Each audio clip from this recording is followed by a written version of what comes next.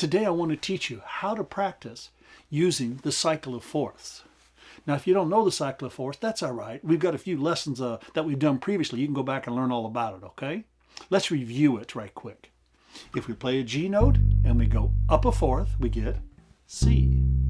Up a fourth from that, F. Up a fourth,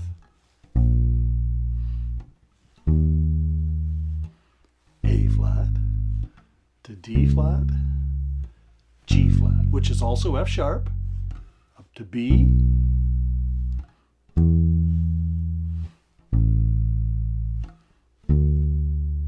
back to G. Now, one of the reasons for using this cycle is it'll really help you learn your fingerboard, learn where the notes are, and learn all over the fingerboard. Plus, that chordal movement of a fourth is oh so common. Y'all ever had a tune that had played a song that had a big E chord in it? Guess what was typically the next chord? Up a fourth to A. Or maybe a jazz tune with a D minor 7? Guess what the next chord often is? A G7, which is up a fourth, followed by C major 7, which is also up a fourth. Now, not all songs, all chordal movements are fourth, but it's a real common movement and a great one to practice. We've got some really cool little play-alongs we call the Motown Cycle.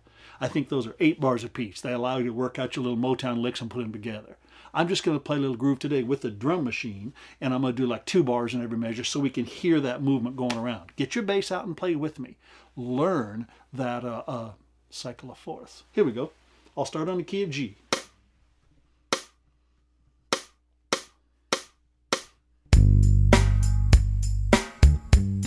Here comes C.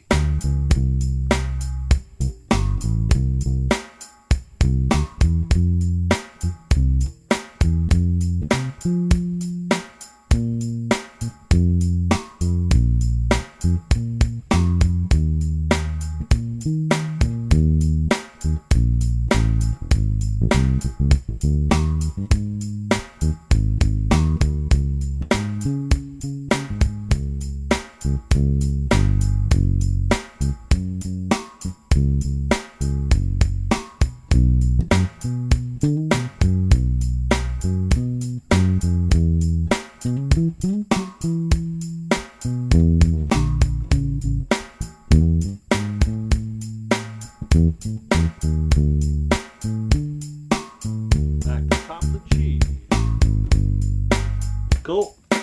Now what you really want to do is learn that shape so you just got it down, those chord progressions, if you will. Then pick yourself a little riff, a little Motown riff, a jazz riff, a rock riff, whatever, and start working around that.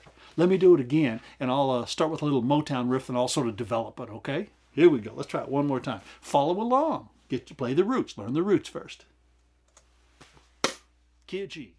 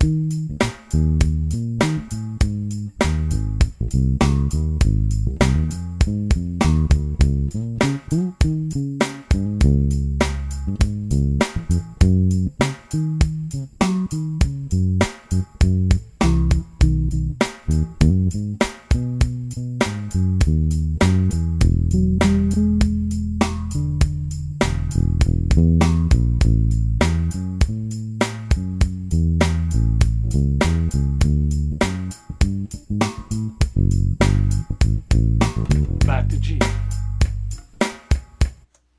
Now, the key to learning this really well is repetition. There's no trick to it.